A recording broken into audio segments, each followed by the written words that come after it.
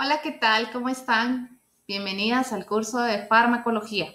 Tengo entendido que solamente son mujeres. Si hay algún alumno ahí y no he sido notificada, me disculpa. Me voy a dirigir al público femenino. No tengo el listado todavía de ustedes y qué bueno estar en esta modalidad. Espero que sepan aprovechar el curso. El curso de farmacología es un curso muy bonito. Vamos a tratar de hacerlo dinámico para que podamos aprender y puedan ustedes todos los días ejercer su profesión con adecuados conocimientos de farmacología. Para comenzar, vamos a hablar acerca de la evaluación del curso, cómo va a ser. Bueno, yo soy la doctora Adriana Santos, soy médico anestesióloga, por eso es que me gusta mucho esta cátedra porque está muy relacionada con mi profesión. Todos los días tomo decisiones en base al conocimiento de la farmacología. Y también, si llegara a tener yo algún error en la administración de un medicamento, en alguna dosis, eso puede representar un riesgo para mi paciente. Entonces, es lo mismo que para ustedes, ¿verdad? La responsabilidad que tenemos al administrar medicamentos. Les voy a pedir a cada uno que para que haya más fluidez en la comunicación puedan enviarme un WhatsApp al 502-3205-0080. Ahí vamos a tener un grupo de WhatsApp en donde yo me voy a estar comunicando con ustedes acerca de las tareas, recordándole de los exámenes, ¿verdad? Todo va a ser en plataforma virtual hasta nueva orden. Entonces, yo ya subí las clases, ya subí el contenido de hoy y la evaluación. Todavía no tengo todo el calendario debido a que apenas fui informada el sábado, que acaba de pasar, que les iba a dar este curso. Entonces, espero durante el transcurso de esta semana, antes del domingo, ya tener las fechas de los exámenes. Voy a tratar que no se cargue tanto el contenido y vamos a hablar acerca de la evaluación.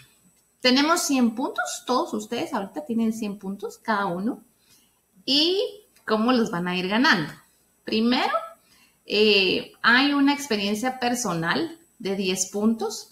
Eso va a ser después de que hablemos de los errores más comunes en la administración de medicamentos. Entonces, esto va a ser como yo les voy a ir guiando qué fecha y cómo se va a realizar. Entonces, esta tarea tiene un valor de 10 puntos. Luego, cuando estemos viendo el tema de vitaminas, que son las vitaminas hidrosolubles y liposolubles, van a tener que hacer cuadros comparativos. Estos cuadros les van a servir para su estudio antes de un examen y para aprender mejor. Eso también vale 10 puntos. Y al final tenemos una hoja de trabajo sobre medicamentos por sistemas que tiene un valor neto de 5 puntos. Entonces, luego tenemos exámenes parciales que son 3, 15 puntos cada uno, un total de 45 puntos. Entonces tenemos 10 puntos de la experiencia personal, 10 puntos del cuadro comparativo, 5 puntos del trabajo de los medicamentos por sistema, los 45 puntos de los 3 parciales suman 70 puntos para que nuestro examen final sea de 30 puntos y es así como tenemos 100 puntos. Entonces, cualquier duda que ustedes tengan me pueden mandar por WhatsApp, ¿verdad? Y yo traté de ponérselos e ilustrárselos de una mejor manera para que puedan comprender. Y bueno, pues vamos a iniciar con la clase del día de hoy. Realmente es una presentación muy bonita. Y vamos a empezar con el tema de farmacología. Entonces, vamos a ir a la introducción de la farmacología. La farmacología es tan antigua como los intentos del hombre para vencer el estado del desequilibrio en su homeostasis. Es decir, es tan antigua como el deseo de devolverle la salud a alguien. Entonces, vamos a ver nuestra presentación.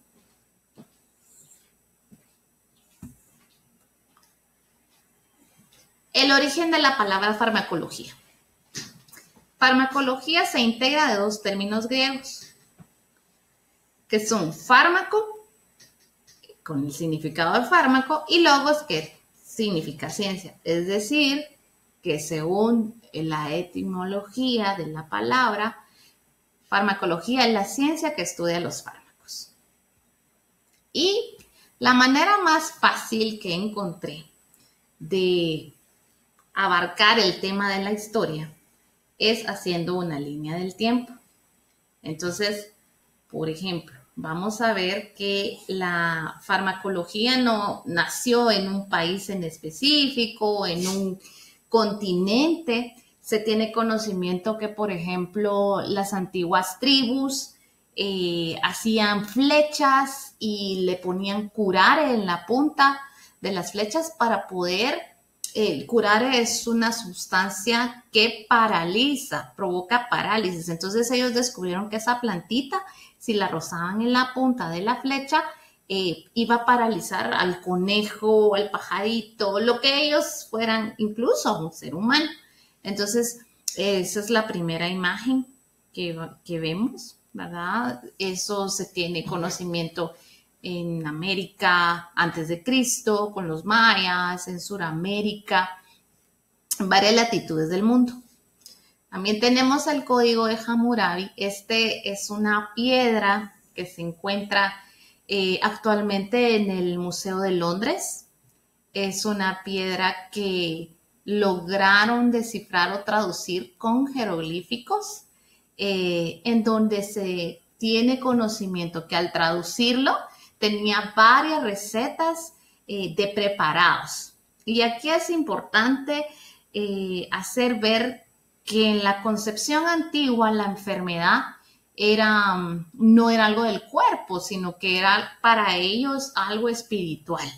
Entonces ellos hacían ritos, mezclaban todo lo que es la ciencia que ellos tenían o el conocimiento, lo que ellos suponían con la religión. Entonces eran místicos, hacían muchos rituales, pero la mayoría de la gente antigua o las civilizaciones antiguas descubrieron el poder curativo de las plantas. Entonces, por ejemplo, si había inflamación, un tecito de manzanilla, es lo que tomamos ahora. Pero eso ellos lo descubrieron en ensayo de error. Probablemente muchos tomaron algún tecito o algún brebaje que fue venenoso. Entonces, esto fue un ensayo y error. Y entonces fue así como ellos mezclaban la magia con la medicina. Y así fueron escribiendo y dejando de generación en generación estos hallazgos que ellos estaban haciendo, y fue así como nació, por ejemplo, el código de Hammurabi. Entonces también en Babilonia se escribió probablemente 2000 o 2500 años antes de Cristo, imagínense. También se tiene el papiro de Ebers, este es principalmente en Egipto, con Ramsés I. ¿Se recuerda en la historia? Faraón, Egipto. Bueno, pues el primero fue Ramsés y ellos tenían sus grupos de científicos o brujos, como les dicen ahora, o personas con conocimiento de las hierbas. Entonces ellos hicieron, y pueden ver acá el dibujo, la traducción de los jeroglíficos, y dejaron las recetas, incluso dibujos de las plantitas que ellos usaban para preparar estos medicamentos. Eso fue más o menos 1500 años antes de Cristo. Entonces, por ejemplo, registra el uso del aceite de resino, el sulfato, el opio. Entonces, imagínense desde cuándo empezó. El opio, obviamente, con fines de alivio del dolor. Luego tenemos, por ejemplo, acá está Aviceno. Aviceno fue, pues, un profeta en India que memorizó el Corán a sus 10 años, y eso es algo que evidenció una capacidad intelectual en aquel tiempo muy, muy buena. Entonces, su papá lo encaminó hacia la ciencia del humano, ¿verdad? La salud, el poder tener, le atribuyeron poderes curativos y él se dedicó a estudiar y también dejó un registro. Él fue el primero que hizo una enciclopedia médica. Fueron 14 tomos los que él hizo. Habló de fisiología, anatomía. El cuarto tomo, él lo dedicó acerca de la farmacología. Claro, desde el punto de vista, como les digo, de hierbas. No es que él tuviera un laboratorio. Eso fue mucho después. Luego tenemos también la Biblia. En la Biblia, antes de Cristo, se nos narra en el libro de Levítico, por ejemplo, cómo se manejaban las pestes. En esos tiempos ya habían pestes, el manejo de cadáveres, cómo tomaban algunos brebajes, cómo las mujeres cuando tenían su periodo menstrual eran apartadas, la purificación que ellas debían de tener. Y todo estaba mezclado y como les digo, eran ritos mezclados con la religión. Luego tenemos a Teofrasto de Éfeso. Él fue, esto fue 300 años antes de Cristo. Él fue el padre de la botánica. Él fue el primero en clasificar las plantas medicinales de una manera farmacológica. Entonces, él hizo un tratado, por así decirlo. Luego tenemos al padre de la toxicología que estudió los venenos y sus antídotos. Esto fue Cratebas, así se llama un nombrecito, ¿verdad ustedes? Pero es importante porque él se dio cuenta que así como había un veneno, había un antídoto. Entonces fue muy importante, por ejemplo, con las serpientes. Acuérdense, en esa época lo mordió una serpiente y era ¿qué? La muerte, una necrosis de todo el miembro y entonces él descubrió sin entender científicamente. Esto fue solo como ellos en este tiempo solo observaban qué pasaba y iban a leer que si había algún registro en la historia de que esto le hubiera pasado a alguien y cómo lo había manejado. Luego surgió el Imperio Romano, ¿verdad? Y se realiza la primera clasificación de la farmacodinámica. Es decir, ya se sabía que habían ciertas sustancias que servían para diuresis, ciertas sustancias sobre brebajes para animales, ciertas sustancias para humanos. Luego, 130 o 200 años antes de Cristo, Galeno, él administra ya sustancias que provocan efectos contrarios a la enfermedad. Por ejemplo, si alguien tenía la presión baja, encontró un brebaje que subía la presión. Entonces, luego viene la etapa, esto fue principalmente en Alejandría, donde están luego en Grecia el desarrollo de la medicina con Homero, Platón, Aristóteles, la filosofía, ya se mezclan las culturas, se mezclan los conocimientos, las creencias, y luego nace Hipócrates, ¿verdad? Que es considerado el padre de la medicina, y entonces es ahí donde empiezan a hacer los compendios, las comparaciones, y recordemos que habían muchos idiomas, entonces había una manera de encontrarse, formaron las primeras universidades, por así decirlo, en Grecia, en donde se iba transmitiendo el conocimiento. Hasta este punto no se sabía cómo funcionaba el organismo. Era pecado abrir a un ser humano, incluso muerto, pero empezaron a tener los griegos la curiosidad de ir a ver cómo funcionaba, qué era la sangre, cómo estaba formada, dónde venía, qué teníamos adentro. Entonces empezaron a hacer las primeras necropsias. Entonces, luego en el año de 1493, esto ya es después de Cristo, ya es la edad moderna, después del oscurantismo, nos venimos un poquito más para acá, ya empieza lo que es, se descubre que hay un medicamento para cada enfermedad y a Paracelso se le considera el padre de la farmacología. Entonces, luego viene en el siglo XVII, ya el uso de la quinina, luego se descubren las vacunas, el principio de las vacunas, la primera vacuna fue la de la viruela, y Así empezaron a haber más avances, estos ya científicos. Aquí ya se desligó a la religión. Conforme ellos fueron formando universidades, la iglesia, por así decirlo, se separó. Entonces dejó de ser religión y ciencia. Aquí es donde realmente surge el criterio y el conocimiento científico. Ya los científicos no estaban atribuyendo a espíritus, a deidades, o, ¿verdad? O que si la persona era mala, que si la persona era buena, que si la miraron feo. No, aquí ya se sentaron y dijeron no, todo tiene que tener una explicación científica. Entonces empezaron a analizar y a realizar, ya tenían permiso para hacer necropsias y ya se empezaron a hacer estudios, incluso en animales, ¿verdad? Entonces, en el siglo XIX se aísla la primer molécula, el opio, la morfina. Miren ustedes, esto para mí fue muy emocionante porque tuve la oportunidad de estar en la Universidad de Austria y ahí es donde se descubrió la molécula de la morfina. Es la estructura. Uno mira en un libro un dibujo de una molécula y lo pasa porque uno no mucho le hace la química orgánica.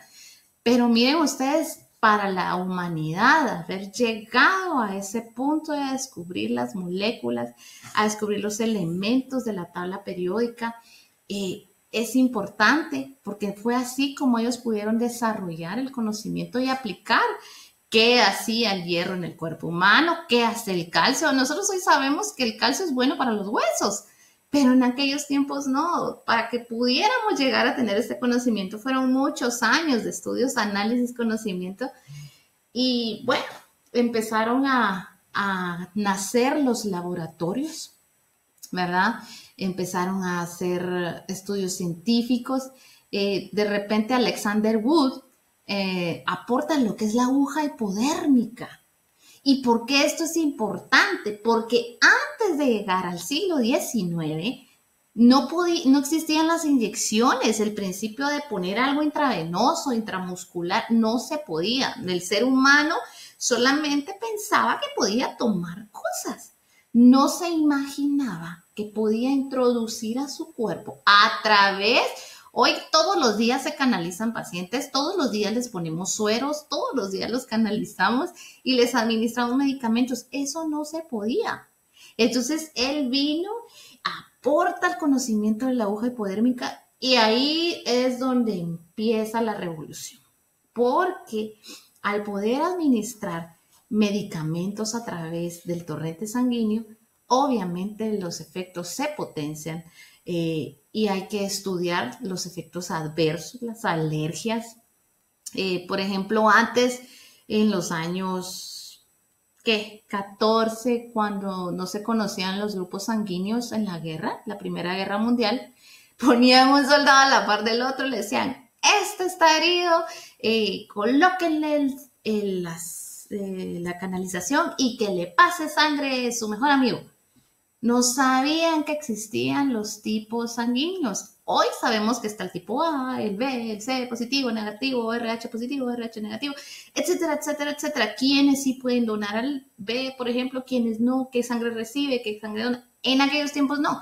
Entonces empezaron a ver que unos se morían y otros no se morían y no entendían. Entonces fue cuando descubrieron los grupos sanguíneos. Entonces fue así como fue avanzando. También tenemos a Pasteur, tenemos a Joseph Lister y varios conocimientos, varias personas que fueron pioneros. Se estudiaron, ellos se encerraban en sus laboratorios. Imagínense, en ese tiempo ni siquiera en algunos lugares no existía la luz. Entonces todo lo hacían por el método científico, la observación, lectura, análisis. Entonces, en el siglo XX, que ya es nuestro siglo, digamos, ya se aíslan las hormonas, se descubren los antibióticos, como decimos con Pasteur.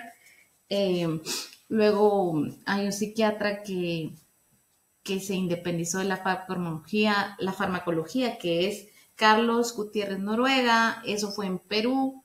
Se tiene en 1959 Nobel, el Premio Nobel de la Paz también. Entonces, y de la farmacología. Entonces, es importante conocer su historia, porque a veces si nosotros no conocemos la historia, no vamos a entender por qué o qué tan importante es el conocimiento. Entonces, vamos a hablar de figuras importantes en la historia, no vamos a mencionarlos a todos, eso fue solo una introducción. Tenemos a Galeno, que fue un griego que vivió en Roma y que elaboró la teoría de la enfermedad. Tenemos a Paracelso, como dijimos, era un alquimista suizo que es el padre de la farmacología. Entonces, esa es pregunta de examen definitivamente. ¿Quién es el padre de la farmacología? Luego hubo un científico alemán que aisló la morfina, como les dije, el primer fármaco puro. Luego tenemos a Bayer, que fue un farmacólogo de Estados Unidos que estudió en los años 50. Él se le conoce porque él se asoció y formó un laboratorio muy grande que aún hoy existe, que son los que distribuyen la aspirina. Ellos patentaron la fórmula del ácido acetilsalicílico y entonces ellos fueron los que, por eso es que se le conoce tanto. Y bueno, luego tenemos en los años 60 a 2010 al premio Nobel británico que es Black. Él desarrolló un medicamento, el propanolol, que damos, ¿verdad? Y la cimetidina. Entonces, eso es la línea del tiempo de la farmacología, cómo es que hoy tenemos nuestro libro de farmacología en donde nos dicen medicamento, principio activo, mecanismo de acción, absorción, distribución, excreción, indicaciones, contraindicaciones, reacciones adversas, reacciones inesperadas, porcentaje de las reacciones inesperadas. Es fruto del conocimiento de cada uno de estos hombres y cada una de estas personas que tal vez no nombra la historia, pero que es importante que nosotros conozcamos para que valoremos y apreciemos lo que hoy tenemos. Y ahora estamos en la búsqueda de la vacuna contra el COVID. A ver quién es el que nos logra sacar de... Bueno, aquí teníamos a Paracelso, perdón. Antes, en ese tiempo, no habían fotos. Si se dan cuenta, ahí tienen el dibujo y él es el que se le considera el padre de la farmacología, porque fue uno de los primeros que hizo un tratado identificando las plantas y diciendo para qué servía cada una de ellas. Entonces tenemos varias definiciones que vamos a manejar en farmacología. Entonces, el fármaco o principio activo. Cada vez que hablemos de un fármaco, vamos a hablar de un principio activo. No es lo mismo que ustedes me digan, dame una cardioaspirina, a que me digan, dame un ácido acetilsalicílico. El principio activo es ácido acetilsalicílico. El fármaco es ácido acetilsalicílico. La marca es cardioaspirina. Son cosas diferentes. Entonces, aquí no vamos a hablar de marcas. Por ejemplo, no vamos a hablar de Clexane, Padiquet. Vamos a hablar de bemiparina, heparina de bajo peso molecular y así. Entonces, un fármaco o principio activo. Fármaco proviene de una palabra antigua de Grecia que tenía diferentes significados, que significaba un calmante o un remedio. Eso es el origen de la palabra fármaco. Y el principio activo es una sustancia que tiene un componente químico que ya se conoce, que ya se conocen sus efectos y los cambios que va a producir en una persona.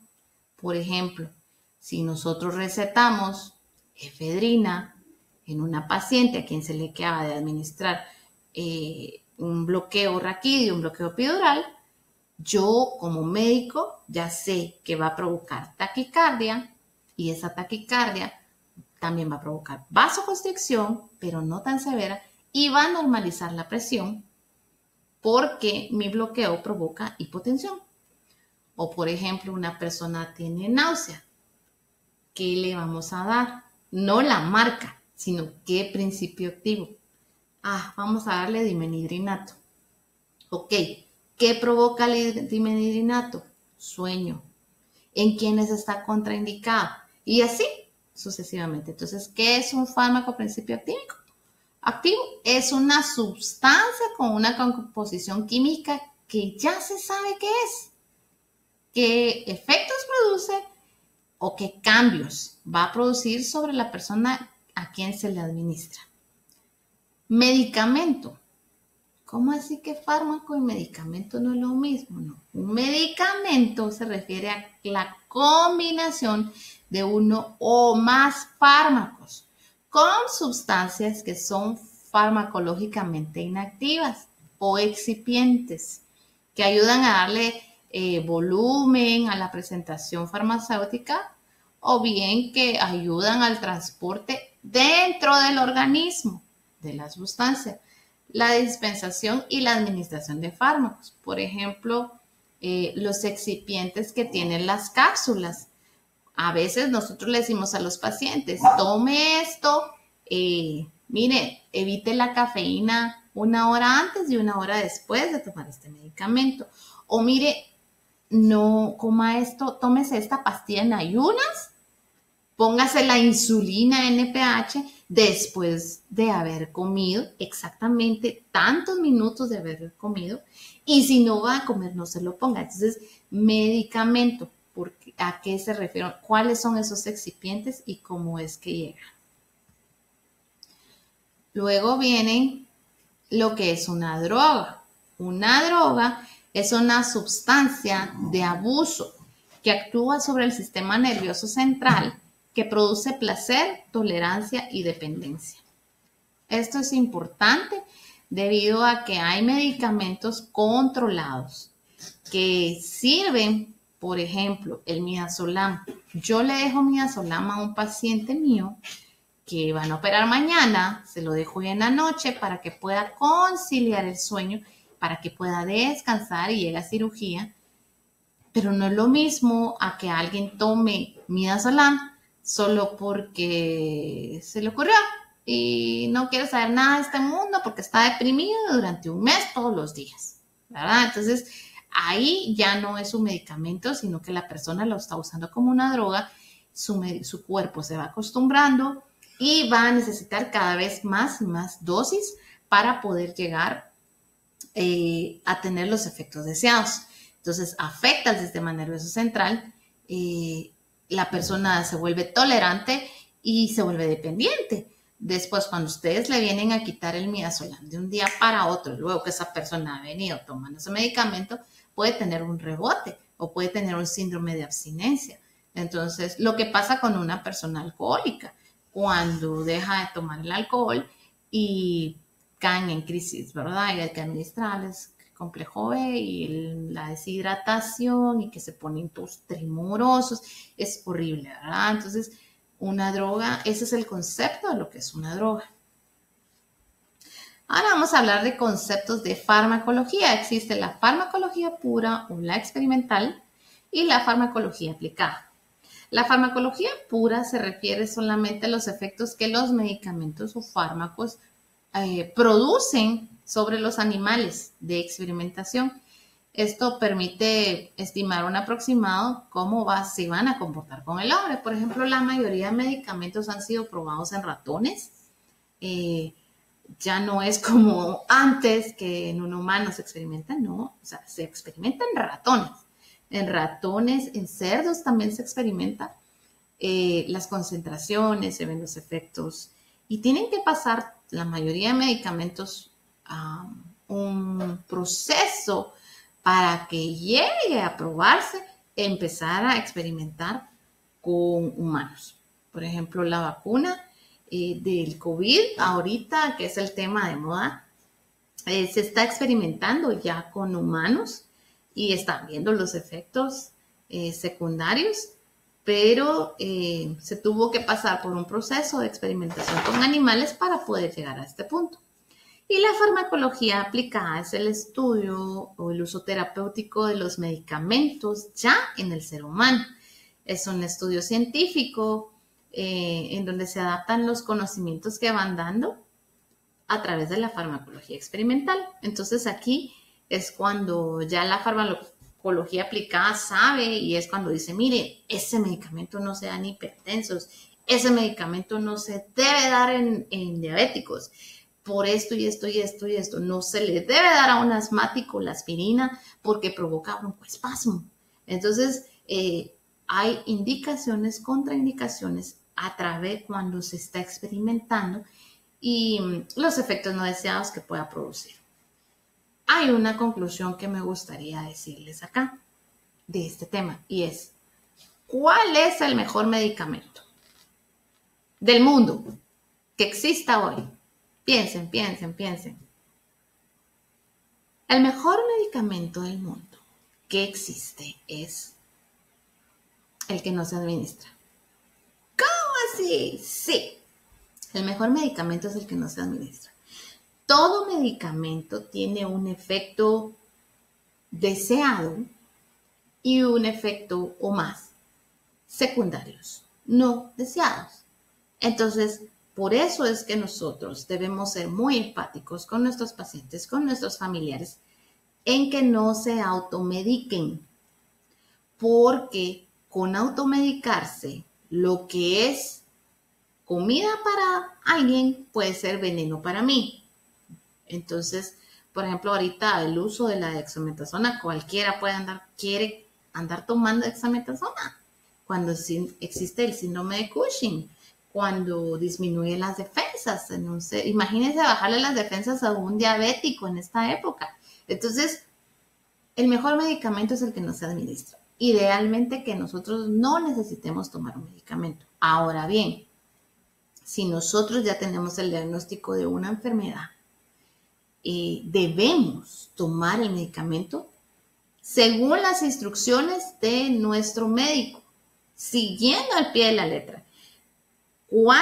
¿Cuántas veces al día? ¿Cuándo?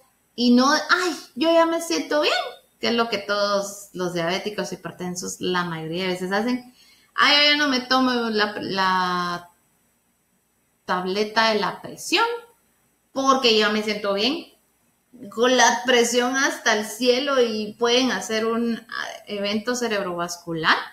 Entonces, no. Hasta que el médico lo suspende los días que el médico dice cuánto. Entonces, nosotros ordenamos ciertos medicamentos y ustedes como personal de enfermería deben de saber y ustedes van llenando casillas cada vez. ¿Cuánto?